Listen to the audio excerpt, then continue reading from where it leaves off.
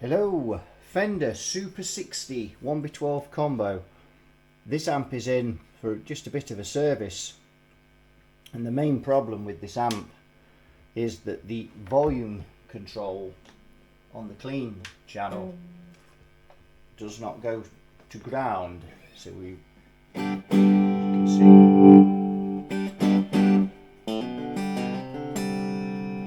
So you can see there is the sound still leaking through there. There's also quite a hum on this amp. If we go onto the overdrive channel, you can see that disappears. Still a bit of background noise, but so maybe a dry joint, something like that. Obviously this is a PC board amp.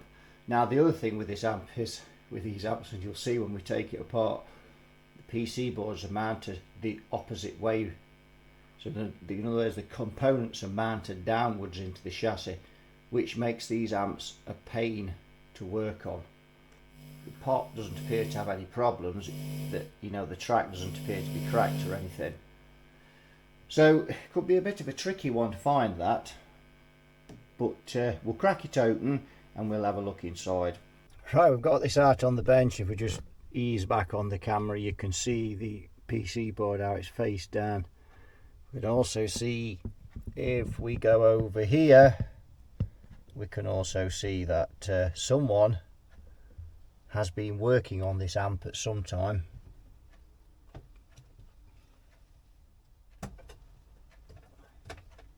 And you can see that there's been some work done on these input sockets. We've got some empty solder terminals there. We've got wires tacked on here, and this is often the problem with these amps. Someone's been in here messing around, whatever. They've wired this up incorrectly. Volume doesn't work properly.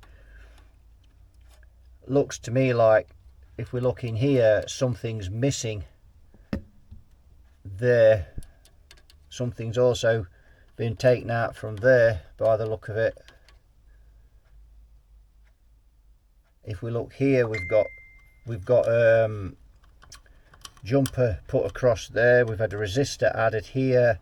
Don't know whether that doesn't look factory to me. We've got another resistor added here. That doesn't look factory either. So has someone been modding this amp? We don't know. Has someone swapped these inputs and not wired them up correctly? So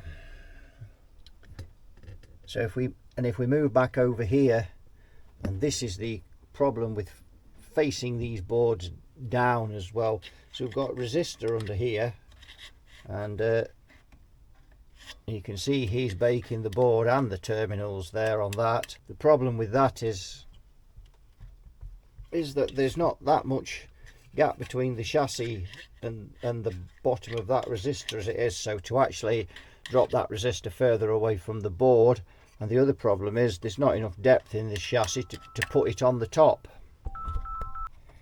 Right, so we've dropped this board, and you really need to take the main board out to get to work on that board properly.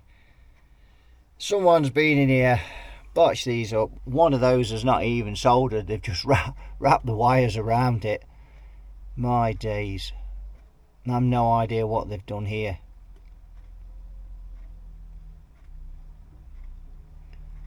See if I can get in with my camera and take a photograph of it.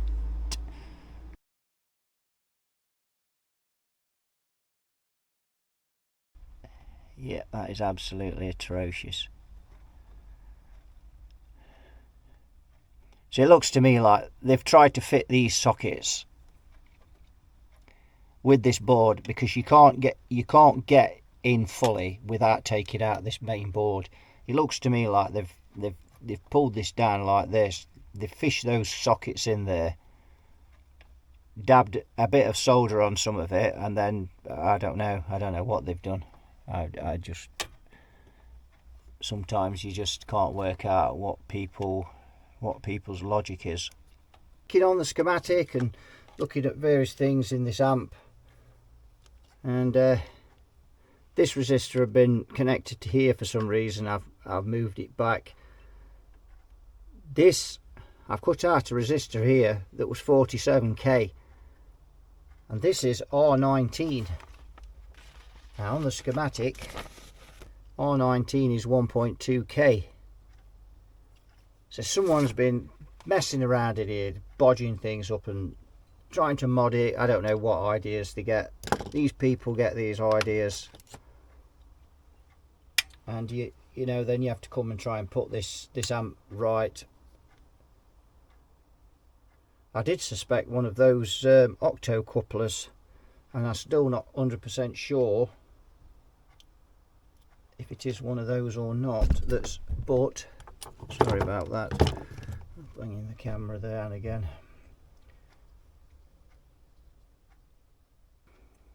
So I've got the 47 jumper back in now, so if we switch the amp on,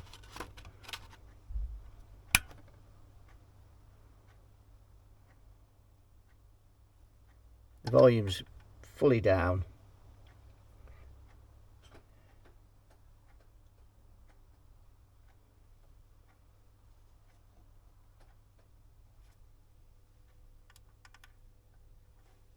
Oh, put the standby on. So there you can hear that's with the volume fully down. That's with the 47k that's been added. So if I remove that now, that's with the correct resistor in there.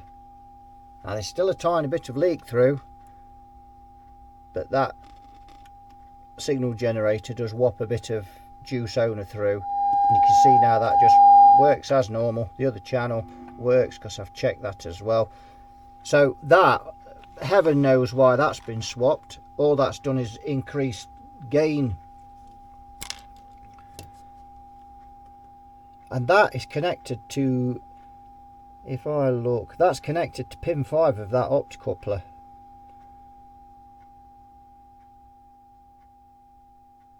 And that's going back up through I'm sure that says 278k R4, and that's going up to the grid of pin 2 of V21A.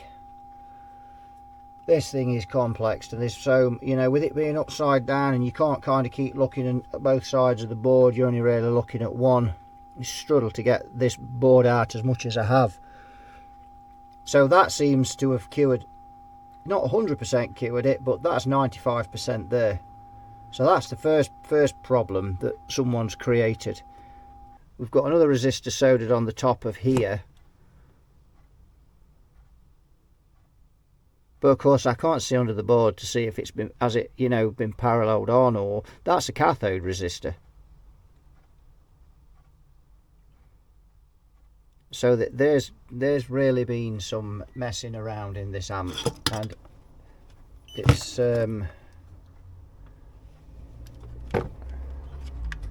let's just remove that and lift it. See what we've got now.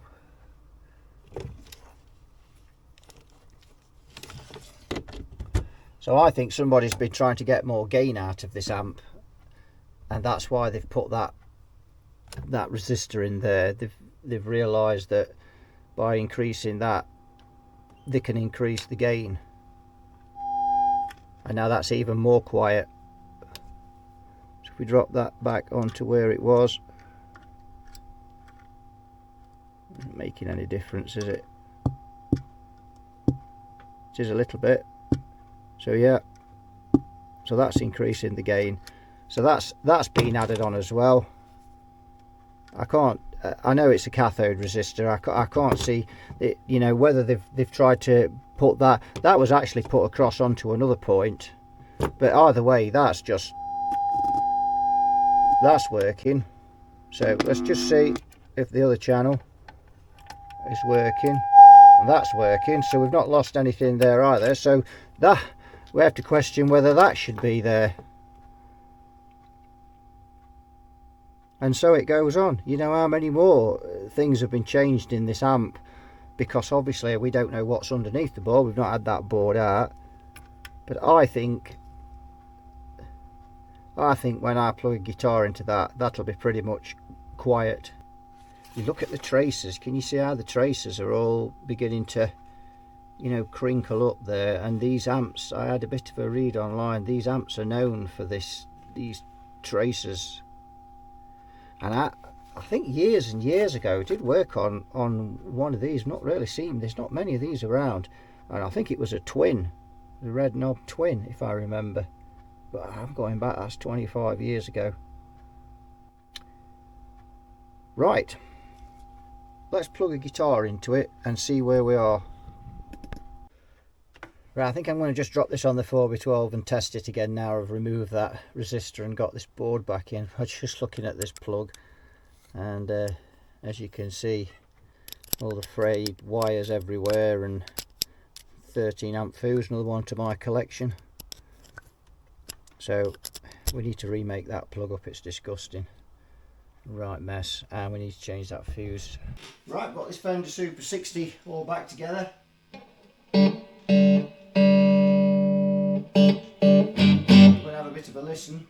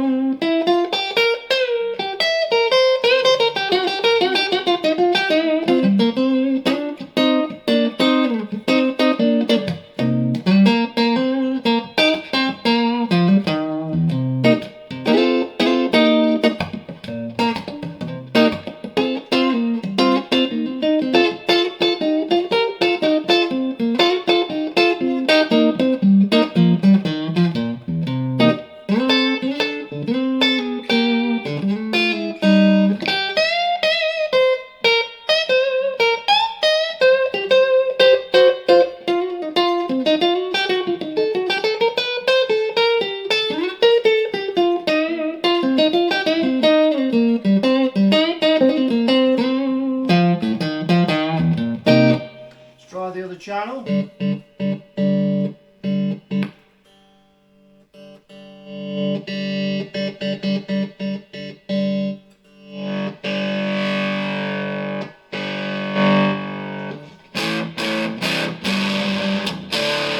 The overdrive is not very good on these amps. A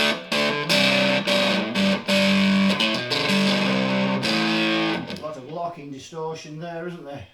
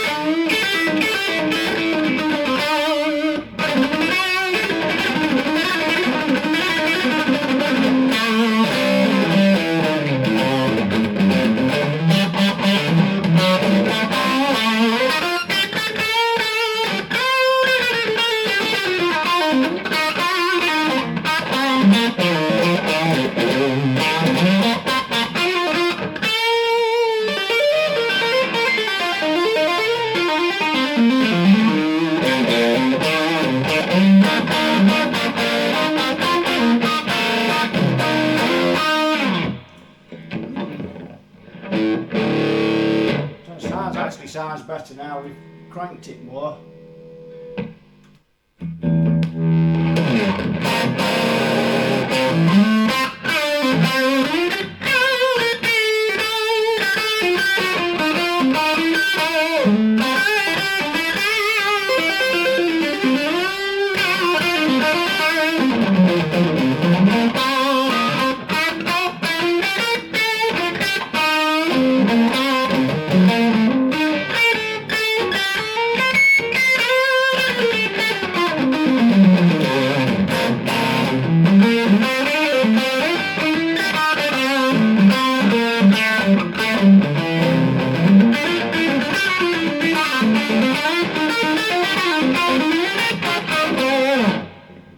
There we go, that's full gain on that.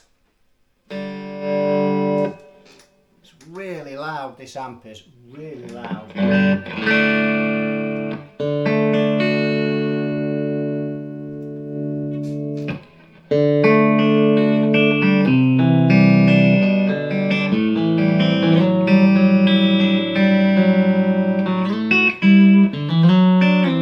About 470 volts of plate voltage on this amp. It's got some real kick.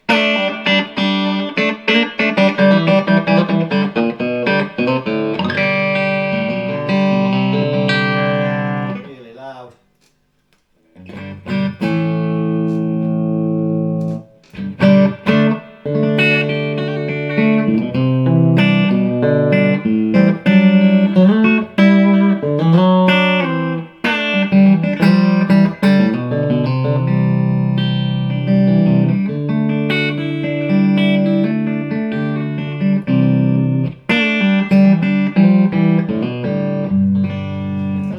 Reverb, crank it up.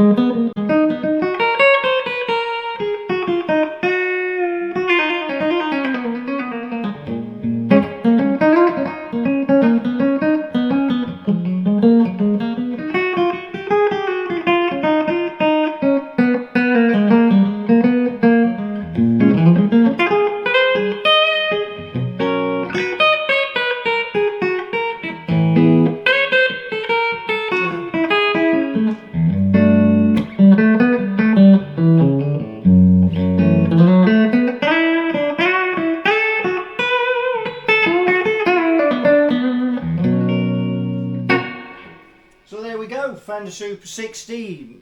It is what it is. I mean, we could have stripped this amp down and, you know, checked it over some more. Maybe there is some more components under the main board that's been, you know, changed, tinkered with, whatever.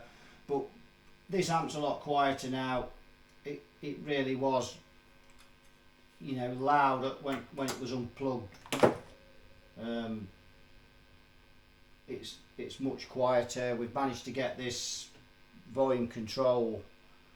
It's still a bit of leak through, but there is on both of them, on both volumes. And I just wonder if you know, this amp has always been like that. There's a very small amount now, but obviously that resistor someone had tried to boost the gain up, and this channel was really touchy. It's still pretty nifty now, but yeah. So, but the customer bought it cheap. He just wanted it checking over and you know, that problem sorting out. There is some things on this amp that I'm really not keen on, though. Check the bias, and that's okay, but you can't adjust the bias. There's no bias adjustment, which means you've got to take the board out and of course once you take the board out, you've took the tubes out, you've took everything out. So to bias this amp would be a nightmare. Should you know, there'd be a problem. And it's one of those things, if you know, if this amp presented a problem and you had to take that board out, which is a nightmare to get out, you would then want to recap this amp. You would then want to go through and do everything, because you don't want to be taking it out again. So, I mean, if any of you's worked on any of these or had one of these amps, you know, leave some stuff in the comments. Have any of you had one of these before? You tried to bias one of these? Have you had one apart? You know, just let me know in the comments. As I say, I did work on one of the Red Knob twins, but man, that was some years ago when I worked with a service engineer, and I was just an understudy. So that'll do it for this one. So thanks for watching. You all take care, and I'll see you all in another video. Bye bye for now.